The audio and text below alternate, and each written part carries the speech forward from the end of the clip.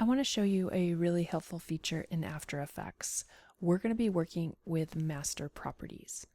Master properties is a feature that allows us to independently change properties inside nested compositions without having to open the composition or duplicating a pre-comp.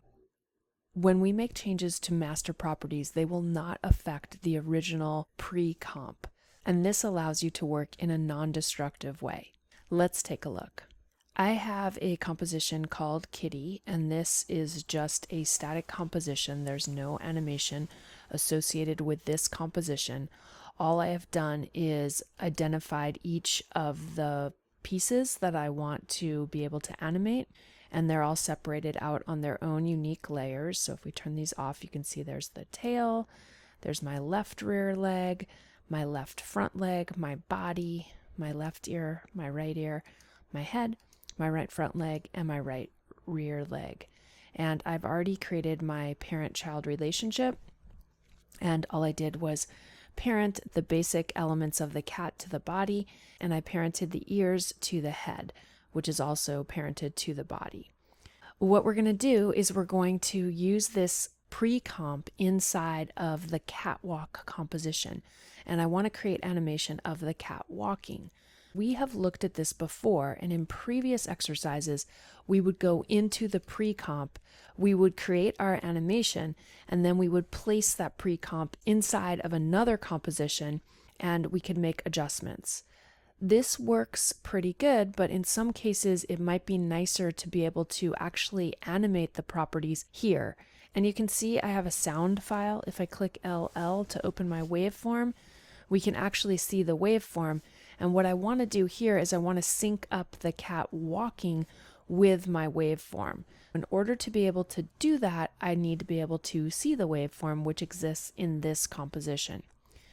You can use these master properties for a number of ways, but this is just an introduction.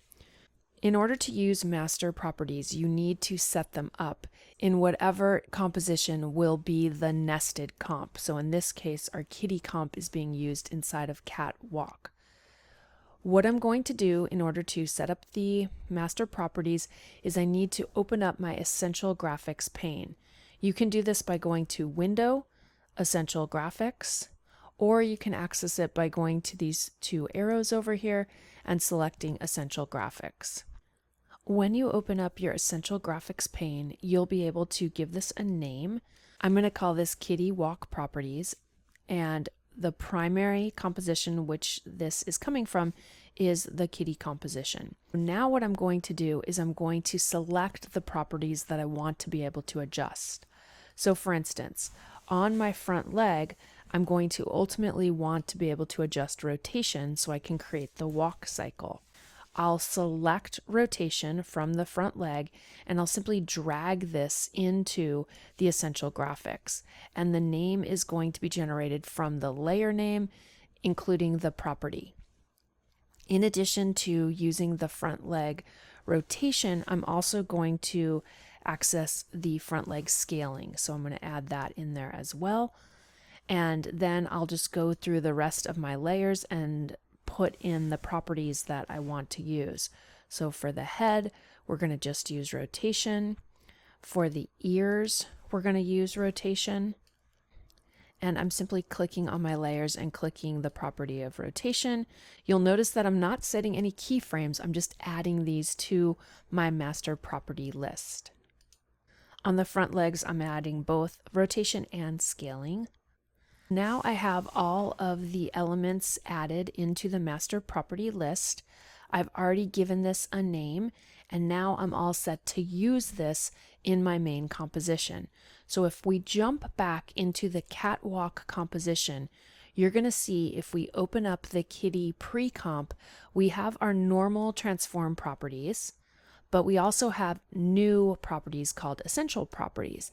And if we open these up, these all correspond with the master property list that we just made. So what I'm going to do is just give my timeline a little bit more real estate. I'm going to make sure that my sound is on so I can see my waveform, and we're going to go ahead and set up our walk cycle. I'm going to be keyframing pretty much all of these things right here. We'll start off by just turning on the stopwatches for all of these basic properties, and then I'm going to adjust them so that they will reflect the starting position. For my front right leg, I'm just going to scoot this back a little bit. For my scaling, we're not going to actually do anything on scaling right now, so we'll leave that blank. For my head rotation, we can just leave the head rotation as it is, and for the ears, we'll leave them as they are. For my left front leg, I'm going to go ahead and I'm going to bring this leg out a little bit farther. So I'm using rotation, and we won't do anything on scaling right now. For the left rear leg, I'm going to stretch the rear leg out. And then for my tail, I'm not going to do anything. I just realized I missed my right rear leg. I'm going to go back into my kitty comp. For some reason that's missing, so I'm just going to grab that and add that back into my composition. This is our right rear leg. I'll move this into the appropriate location, which is right there. I'll open up the property for rotation and we'll add this into our master list. And just to keep things organized, I'm going to put this right underneath my right front leg. And now, before I do anything, I just need to move my anchor point. So I'll get my pan behind tool and we'll place this in the area where I want the leg to be able to rotate from. Now let's go back to catwalk, and now we have our right rear leg. I'll turn on keyframing for that. And for the right rear leg, we're going to go ahead and just bring this forward a little bit. And let's just bring our left rear leg out a little bit farther. So that's going to be my first instance of my walk. We want the cat to basically complete its walk cycle by the end of this first little waveform that we have. It looks like that's happening right around 20 frames. I'm going to create keyframes for all of these elements so that I can reset them all back to the original location. And then I'm going to place my playback head in between these frames and we'll make adjustments. For the right front leg, I'm going to bring this forward. For my right rear leg, I'm going to bring this back. For my head rotation, I'm going to have the head rotate a little bit. And for our ears, we're just going to have the ears rotate slightly. So we'll just do a little rotation on those. And it looks like my left ear isn't moving the way I want. Let's just actually get back into our pre-comp. And if we select our left ear, you can see that the anchor point is not in the right location. So I'm just going to rotate that and place it right there. Then we'll go back to the catwalk comp. Now if we make an adjustment to our left ear, we should be able to rotate this in the right way. The other thing I want to point out is you can see how the ear looks like it's kind of getting cropped off a little bit. That has to do with the size of the comp. So if we go back into our kitty comp, because I also rotated the head, I'm rotating the ear and it's getting cut off of the comp. What we're going to do is we're going to go into our composition settings, and I just need to increase the width a little bit. So I'll just make this like 600. We'll click OK, and it makes an adjustment. And now what I'm going to do is I'm just going to select everything, and I don't have keyframing on, and we're just going to scoot this back a tiny little bit. So let's go back into our catwalk comp, and now you can see that the ear is no longer being cut off, which is what we want. So that looks pretty good for the ear rotation right there. And the next thing I'm going to do is I'm going to grab my left front leg. This leg is going to come back. And then we'll get our left leg rotation right here. And I'm going to bring this forward. If we go ahead and scrub through, you can see that our cat is going to kind of do a little walk cycle. If we play this, it obviously is only going to walk one step. And what we want to do is we want to repeat that, but I do want it to sync up with the music. So we actually want to create a little bit of an extension or a hold on these keyframes with the cat in this position. What we'll do is we'll get to this location right here, and we're going to just change a couple of these other properties. So what I'm going to do is I'm going to move my leg, my rotation of my leg, and I want to change my scaling right now. If I change the scaling property for the right front leg, I am going to unproportionately scale, and I want to just raise the foot up a little bit. So I'm just going to scale this to kind of raise it up to make the cat look like it's picking up its leg. So it's just going to kind of pick up its leg a little bit like that. And then what we'll do is we'll go ahead and we'll make adjustments to these other things. We'll rotate the head a little bit, and we'll keep our ears as they are. For my left leg rotation, I'm going to bring this up, and for this one we're going to also adjust our scaling. So on my front leg, I already have proportions off, and I'm just going to bring this up a little bit. And then for the rear leg, we'll bring this in like so. And we didn't ever add any tail rotation, so let's actually add a little bit of tail rotation. I'm going to come back to this middle frame, and let's just adjust our tail a little bit. So the tail will just kind of come up, and here we'll have the tail go out a little bit. Let's preview that. So that's going to be the movement that we want, and now we're going to want to repeat that. I'll option click on the stopwatch, which is going to open up my expressions, and we're going to go ahead and we're going to use our loop out, and inside the parentheses, inside of quotes, we're going to add ping pong, and this will just force this to play back and forth. I'll copy that expression, and I'm just going to quickly add that to all of the properties that we just animated. So I'm just going to option or alt click on the stopwatches for all of these to open the expressions, and then we're adding our loop out. I'll go back into the timeline, and I'm just going to click U to collapse those. And if we play this now, you're going to see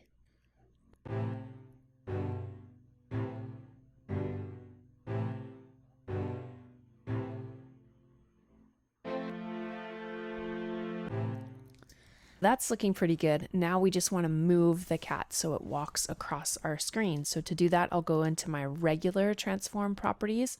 I'll turn on the position property at frame 1. I'm going to move all the way to the end of my composition, and we're just going to select the cat and move it over to the right. And now you should see that the cat is going to walk.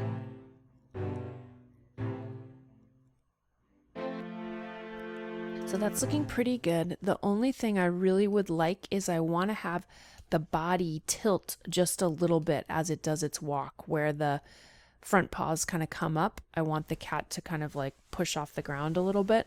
We need to be able to modify the body, and I never created a body master property. If you need to go back and set a master property, just go back to your comp. Here's my body. And I'm going to go ahead and open up the R for rotation for the body, and I'll just grab this and drag it into my master property list. If I go back to catwalk, you'll see we now have body rotation. So what we'll do is we'll turn on keyframing for body rotation, and when the cat takes its steps, we're just going to slightly tip the body a little bit. So I'll just make the cat go forward right there, and then we'll move here, and we're going to slightly tip this back, and then when the cat is kind of raising its feet off the ground, we're just going to tip it back a little bit more, and that'll just give it a little bit of extra movement.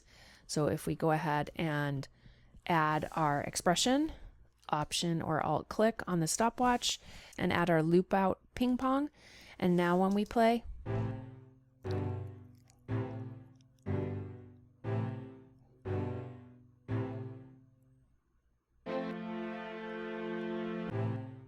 and there you have it.